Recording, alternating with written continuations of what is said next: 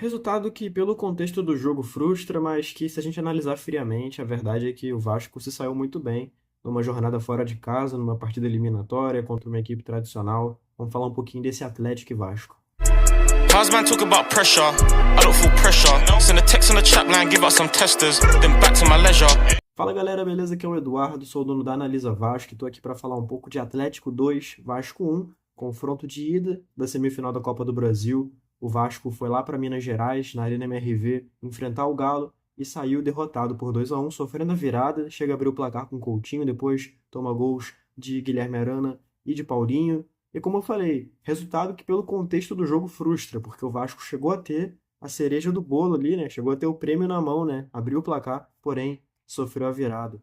E pelo que o time produziu na partida, eu acredito que o justo seria o empate, pelo menos, mas o futebol é muito contextual e até em falhas, eu acho, defensivamente, acho que dá para dizer que foram falhas, o Vasco perde esse resultado. Mas enfim, vamos falar do desempenho da equipe como um todo, né? O Vasco produziu muito ofensivamente, criou muitas chances, e essa era a minha grande crítica nas últimas partidas. O Vasco criava muito pouco, projetava muitas poucas chances, como foi contra o Palmeiras, por exemplo, que o Vasco não conseguiu perfurar a defesa palmeirense com muita qualidade. Contra o Cruzeiro também, um time um pouco mais engessado, mas eu acho que já é um pouco mais de mérito do adversário, de conseguir encaixotar bem a defesa, compactar legal. Contra o Atlético, parece que conseguiu de fato trabalhar isso melhor, conseguiu criar boas chances, teve oportunidades de conseguir até mesmo o gol do que seria o empate em 2-2, né? Porém, não conseguiu converter, não conseguiu ser feliz na finalização. Acredito que seja essa a melhor forma de definir. Apesar disso, conseguiu um gol, na minha opinião, um gol muito bonito e muito marcante, né? O segundo gol do Coutinho nesse seu retorno ao Vasco, um gol muito bonito. Coutinho ele se infiltra na área, ele finge a finalização, né? Faz aquela falsa finalização, finge o chute, e cria o espaço para ele mesmo e finaliza, bate cruzado. Acho que é a melhor maneira de definir essa finalização dele. E o legal da finalização é que é aquela coisa característica dele, né? Vai menos na força, mais no jeito. Então ele bate bem no contrapé do Everson, e aí não tem muito mistério. Abre o placar ali aos 14 minutos do primeiro tempo. Poucos minutos depois, especificamente ali, 6, 16, fazendo as contas aqui, 26, 20, 24 minutos depois, para ter o recorte exato aqui, o Vasco sofre o gol do empate com o Guilherme Arana. E aí é o que eu falei das falhas defensivas. O Léo, Léo zagueiro, né? Não Léo Jardim, permite muita facilidade para o ataque atleticano. Não me recordo quem foi exatamente o personagem a ser marcado pelo Léo, né? Mas é o camarada que dá assistência para o Arana, uma bola cruzada para trás, vamos colocar assim, né? E aí o Arana espera a bola quicar e pega de primeira, manda um voleio no ângulo. Léo Jardim não teve chance, eu vi galera falando do Léo Jardim. Léo Jardim não teve chance, a bola foi no ângulo, a bola fez uma curva. Assim, aquele gol tradicional, cara. A bola de voleio bate assim, a feição da bola, sabe? A bola faz uma curva, manda no ângulo. Não tem o que ser feito ali. Nem se fossem dois Léo Jardins, a bola teria sido defendida. Eu entendo que há uma certa cobrança quando o Léo Jardim sofre um gol defensável pro padrão Léo Jardim, entre muitas aspas, porque a gente sabe do nível dele, mas essa bola passa longe de ser falha do Léo Jardim. Do Léo, na minha opinião, foi. Condicionou ali o espaço pro armador nessa jogada de gol, né? No caso, o assistente conseguiu o cruzamento, e aí mérito do Arana em achar um bonito chute. E aí, 6 minutos depois, Paulinho, ex-Vasco, faz o gol da virada. Novamente falha do Léo. Léo permite o avanço do Paulinho, que fica livre para cabecear a queima-roupa. E aí um cabeceio preciso também, da mesma forma como o primeiro gol, na minha opinião, não foi falha do Léo Jardim. Esse segundo gol também, na minha opinião, não foi falha do Léo Jardim. Então, no primeiro tempo, o Vasco vai à loucura, né? Consegue abrir o placar e sofre a virada. A ida por intervalo é de muitas mexidas. O Vasco, que vinha a campo de uma formação até convencional, mas com mudanças nas opções, né? Primeiramente, o Puma Rodrigues como titular na ponta direita. E eu acho importante assim destacar a importância de experimentar.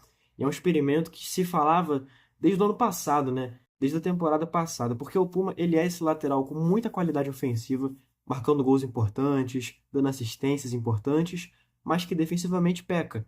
Então, assim, ele tem qualidade para agregar no lado do campo. Ponto. Ofensivamente. Defensivamente, nem tanto. Então, a ponta direita parece ser a pedida ideal para ele. E finalmente vimos esse teste e, de fato, se saiu muito bem. criou boas oportunidades, condicionou bem o ataque do Vasco. Eu gostei, eu quero ver mais vezes isso acontecer. E na esquerda, com a saída do David lesionado, fica fora de ação até o meio da próxima temporada com o rompimento do ligamento do joelho. Emerson Rodrigues foi o testado como titular. Se saiu muito bem também, inclusive dando assistência para esse gol do Coutinho, constrói toda a jogada, encontra ali o camisa 11 para poder fazer a jogada individual dele, lógico, mas mérito também do Emerson encontrar o Coutinho. Então, além disso, jogou muito bem, criou boas oportunidades, se movimentou bem. Acho que os destaques nas mudanças do time titular, né, claro, ficam por aí. E tanto o Puma quanto o Rodrigues são substituídos durante o jogo. Aí o Puma sai para a entrada do Alex Teixeira já aos 90 minutos, né? Mas legal destacar a volta do Teixeira, que estava até sem ser relacionado às últimas partidas, que vinha se recuperando de um problema físico. Então legal vê-lo voltando aí a campo. E justamente contra o Atlético, né? Que foi contra quem ele fez a reestreia lá no Campeonato Brasileiro, assim como o Coutinho, né? Tanto o Coutinho como o Alex reestrearam pelo Vasco contra o Atlético pelo Campeonato Brasileiro nessa mesma Arena MRV, né? Então vê-lo de volta a campo, tá difícil de sair, foi bem legal. E também legal falar do Jean David, que entrou no lugar do Emerson Rodrigues. O Jean e o Emerson parece que vão brigar por essa vaga do David, né? E a tendência é que os dois estejam em campo durante todas as partidas, seja entrando no segundo tempo, seja como titular. Então, legal vê-los tendo essa minutagem. A gente não viu o Maximiliano Domingues entrando no segundo tempo. Eu acho que isso merece um destaque negativo, porque entrou bem contra o Palmeiras, né? Foi sua única partida pelo Vasco, né, no caso. E falta vê-lo em campo, para a gente poder formar uma opinião sobre ele, né? Mas a gente sabe que ele tem muita qualidade e que ele é muito inteligente. Então, talvez no jogo de hoje, em que o Vasco precisava de um pouco mais de lucidez na bola no pé, nesse segundo tempo ali, talvez o Maximiliano teria sido uma boa pedida. Mas, enfim, vamos deixar quieto, não vamos ficar reclamando. Eu acho que, como eu disse no começo do vídeo, é um resultado que é muito positivo pelo que é o contexto do confronto. Lembrando, assim, uma semana muito conturbada naquilo que é o imbróglio da CBF pela marcação da segunda partida do jogo de volta lá em São Januário. Então, toda essa coisa, o Vasco colocou nota, o Atlético colocou nota, o Flamengo, o Corinthians, mas especificamente o Vasco e o Atlético, né, que se enfrentam. Então, assim, um fez nota defendendo o seu ponto, outro fez nota defendendo o seu. Tudo aquilo ali, ó, junto. Chance de ficar um clima tenso. E diante disso tudo, o Vasco vai e, entre aspas, só perde por um gol de diferença, deixa o resultado super em aberto para a partida de volta em São Januário, com a sua torcida a seu favor, podendo vencer por 1-0, podendo vencer por 2-0. Se vence por 1-0, vai aos pênaltis, por 2-0 garante o avanço. Enfim, a questão toda deixa tudo isso muito vivo para o confronto em São Januário. E assim, acho que o ponto mais positivo disso tudo foi evitar o amarelo do Verratti, que estava pendurado para essa partida, né? O amarelo dele seria, assim, devastador. A gente não teria, na minha opinião, tá? A gente não teria chance nenhuma de fazer nada na partida de volta sem o Verratti. O Verratti é a nossa principal arma nessa Copa do Brasil. Perdê-lo em qualquer circunstância seria trágico. Então, feliz que a gente não perdeu ele para a segunda partida. E aí, na segunda partida, ele pode até tomar amarelo se quiser, porque o amarelo volta, ele reinicia para a final, né? Então, assim, pode tomar amarelo se quiser, até para já, tanto faz. Não tome vermelho, pelo amor de Deus, tá? Mas feliz por poder contar com ele nessa semifinal, nessa partida de volta aí. E no mais, eu acho que o Vasco produziu bem, poderia ter empatado. Futebol contextual faz parte, tem muito para onde correr. O Paiva, para mim, tem sido muito coerente nas suas escolhas.